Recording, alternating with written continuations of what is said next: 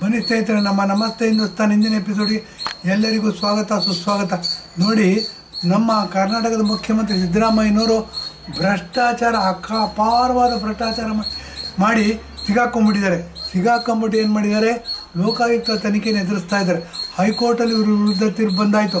ನೀ ತಪ್ಪು ಮಾಡಿದ್ಯಾ, ನಿನ್ನ ವಿರುದ್ಧ ಕೇಸ್ ಹಾಕಿರೋ ಸರಿ, ರಾಜ್ಯಪಾಲರು ಏನು ತೀರ್ಮಾನ ಕೊಟ್ಟಿದ್ದಾರೆ ಸರಿ ಅಂತ ತೀರ್ಮಾನ ಆಯಿತು.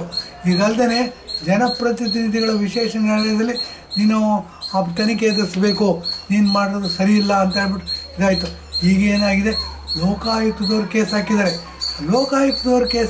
ಲೋಕಾಯುಕ್ತದ ಬಗ್ಗೆ ಎರಡು ಮಾತಾಡಬೇಕು.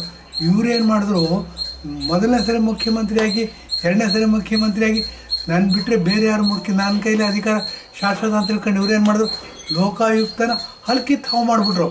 ACB ಅಂತ ಮಾಡಿದ್ರು, ಆ್ಯಂಟಿ ಕರಪ್ಷನ್ ಬ್ಯೂರೋ ಅಂತಂದ್ಬಿಟ್ರು. ಪೊಲೀಸ್ ಡಿಪಾರ್ಟ್ಮೆಂಟಲ್ಲೇ ಒಂದು ಮುಖ್ಯಮಂತ್ರಿ ಆಗಿದ್ದರು. ಇವ್ರನ್ನ ಯಾರು ಕ್ವಶನ್ ಮಾಡೋಂಗಿಲ್ಲ, ಯಾಕೆಂದರೆ ರಾಜ ಇವರು ಪ್ರಶ್ನಾತೀತ ನಾಯಕರು. ಹಾಗಾಗಿ ಏನು ಮಾಡಿದ್ರು, ACB ಅಂತ ಮಾಡಿದ್ರು. ನಾನು ಲೋಕಾಯುಕ್ತನ ಹಲ್ಕಿತ್ತು ಹಾವು ಮಾಡಿದ್ರೆ ACB ಮಾಡಿದ್ದೀನಿ, ನಾನು ಅತ್ಯಂತ ಪ್ರಾಮಾಣಿಕ, ನಾನು ಸತ್ಯಹರಿಶ್ಚಂದ್ರ ಬಿಟ್ಟು ನಾನೇ ಪ್ರಾಮಾಣಿಕ ಇರೋದು ಅಂತ ಕಪ್ಪು ಚುಕ್ಕೆ ಇಲ್ಲ 40 ವರ್ಷದ ಇದರಿಂದ ಇವರೇ ತಪ್ಪು ತೊಟ್ಕೊಂಡು ಓಡಾಡ್ತಾಯಿದ್ರು. ಈಗೇನಾಗಿದೆ, ಭ್ರಷ್ಟಾಚಾರ ಮೋಡದಲ್ಲಿ ಸಿಗಾಕೊಂಡು ಇವ್ರ ಮೇಲೆ ಕೇಸ್ ಹಾಕಿ ತನಿಖೆ ಪ್ರಾರಂಭ ಆಗಿದೆ. ಇವತ್ತು ದಸರಾ ಅದರಿಂದ ಸ್ವಲ್ಪ ಹಬ್ಬದ ವಾತಾವರಣ ಇರೋದ್ರಿಂದ ಸ್ವಲ್ಪ ಹಿಂದೆ ಆಗ್ಬೋದು, ಬಟ್ ತನಿಖೆ ಇವತ್ತಿಂದ ಶುರುವಾಗಿದೆ.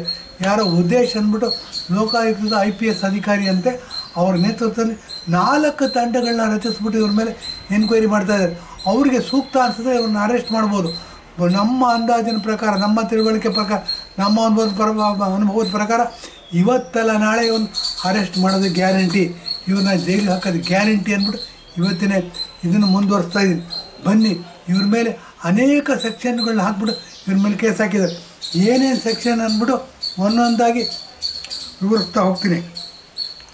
ನೋಡಿ, ನೀವು ಮೊದಲನೇ ಸೆಕ್ಷನ್ ಬಂದ್ಬಿಟ್ಟು 120B. 120B ಅಂದರೆ ಕ್ರಿಮಿನಲ್ ಪಿತೂರಿ ಹಾಗೂ ಒಳಸಂಚು. ಇವರು ಸೈಟ್ ತಗೋಬೇಕಾದ್ರೆ ಪಿತೂರಿ ನಡೆಸಿದ್ದಾರೆ, ಒಳಸಂಚು ಮಾಡಿದ್ದಾರೆ ಅಂತ ಅಂದ್ಬಿಟ್ಟು 120B. ಇದಲ್ದೇ 166 ಸರ್ಕಾರಿ ಸೇವಕರಿಂದ ಒಳಸಂಚು ಮಾಡಿಸಿದ್ದಾರೆ ಅಂತ. ಅದಲ್ದೇ 403 ಅಪ್ರಾಮಾಣಿಕವಾಗಿ ಆಸ್ತಿ ದುರ್ಬಳಕೆ ಮಾಡ್ಕೊಂಡಿದ್ದಾರೆ ಅಂತ. ಇಲ್ಲೇನು ಅಂತ 13 ಸೈಟ್ನ ಕೇಳಿದಂತೆ 14 ಸೈಟ್ ಕೊಟ್ಟಿದ್ದಾರೆ ಅಂತ ಮೂಡಾದವರು. ಎಲ್ಲಾದರೂ ನಮಗೂ ನಿಮಗೂ ಹಿಂಗೆ ಮಾಡ್ತಾರೆ ಮೂಡಾದವರು. ಮುಖ್ಯಮಂತ್ರಿ ಆಗಿದ್ದರೆ ಮಾತ್ರ ಅಂತದ್ದು. ಮುಖ್ಯಮಂತ್ರಿ ಆದವರು ನಾನೇನು ಆಫೀಸಿಗೆ ಸೈನ್ ಹಾಕಿದ್ದೀನಾ, ಫೈಲಲ್ಲಿ ಸೈನ್ ಮಾಡಿದ್ದೀನಾ ಅಂತ ಹೇಳ್ತಾರೆ.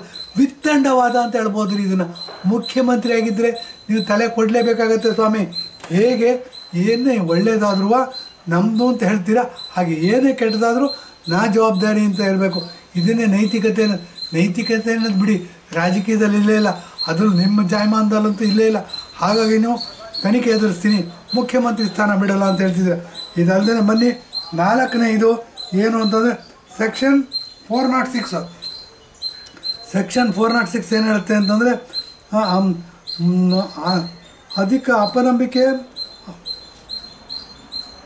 ಅಪರಾಧಿಕ ನಂಬಿಕೆ ದ್ರೋಹ.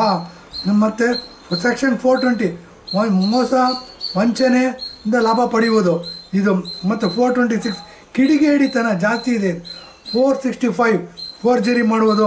468 ಫೋರ್ಜರಿ ಮಾಡಿಸಲು ಪ್ರೇರೇಪಣೆ ಕೊಡುವುದು. ಮತ್ತು ಸೆಕ್ಷನ್ 340 ವ್ಯಕ್ತಿಯನ್ನು ನಿರ್ಬಂಧಿಸಿದ್ದಲ್ಲಿ ಅಥವಾ ಮುಂದುವರಿಸುವ ದಾಳಿ ಮಾಡುವ ಭಯ ಹುಟ್ಟಿಸುವುದು. ಈ ಥರ ಅಪರಾಧಗಳನ್ನ ಮಾಡಿ.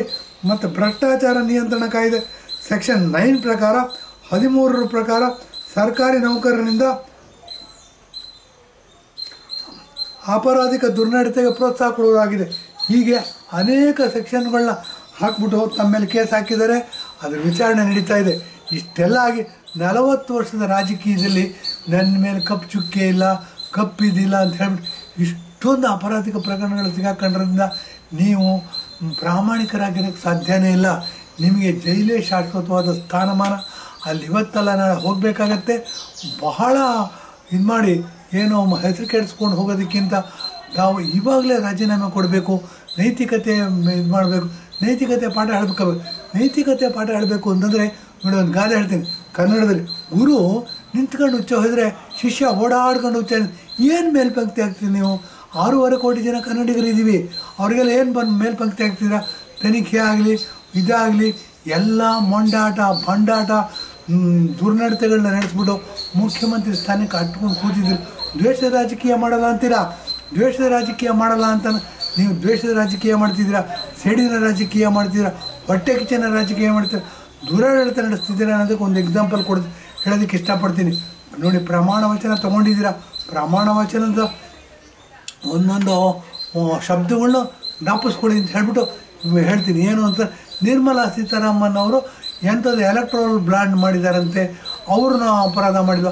ಕುಮಾರಸ್ವಾಮಿ ಅವರು ಎಂಥ ಇದಿದೆಯಂತೆ, ತನಿಖೆ ಎದುರಿಸ್ತಿದ್ದಾರಂತೆ, ಅವ್ರು ರಾಜೀನಾಮೆ.